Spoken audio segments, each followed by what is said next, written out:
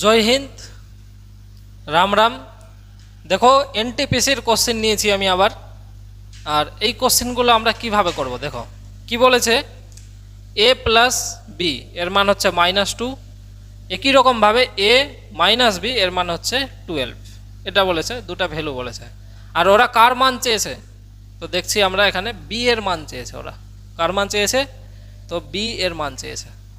তা যখনই বি বা এ এর মান চাইবে তো দেখতে হবে যে ওর সাইন কি আছে, মানে প্লাস মাইনাসটা একটু দেখতে হবে। দেখো আমি যদি এই দুটো যোগ করি তাহলে plus B minus B vanish হয়ে যাবে, ওই জন্য যোগ করব না, কারণ বি আমাদেরকে রাখতে হবে, বিয়োগ করব। দেখো কি আছে এখানে, এ প্লাস বি, আর এটাকে মাইনাস করে দিব এ মাইনাস বি, তো মাইনাস এ আর মাইনাসে কি হয় তোমরা জেনেছ, মাইনাস মাইনাস হয় প্লাস, ইকাল টু -2, আর যেহেতু এটা মাইনাস করছি তো মাইনাস হয়ে গেল 12।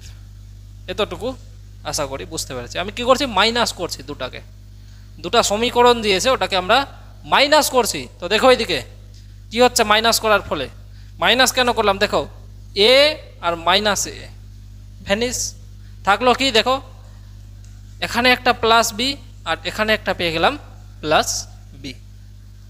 এবার দেখো দুটো বি, তাহলে আমি লিখতে পারি 2b ইকাল টু -2 অ্যান্ড -12 কী হবে, -14। এই দুইয়ের সঙ্গে এই 14কে কাটবো তো কত হবে, 7 হবে। তার মানে বি এর মান কি পেলাম আমরা, -7 পেলাম। বুঝতে পেরেছি? এভাবেই তোমরা প্র্যাকটিস করতে থাকো, সাবস্ক্রাইব করে নিও যাতে প্রত্যেকটা ভিডিও আসার সঙ্গে সঙ্গে তোমাদের নোটিফিকেশান চলে যায়, কারণ প্রত্যেকটা অঙ্ক প্রিভিয়াসকে তুলে ধরছি।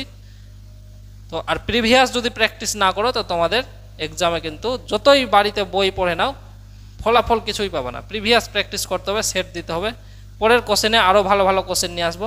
তো তোমরা এভাবে ক্লাসগুলো করতে থাকো।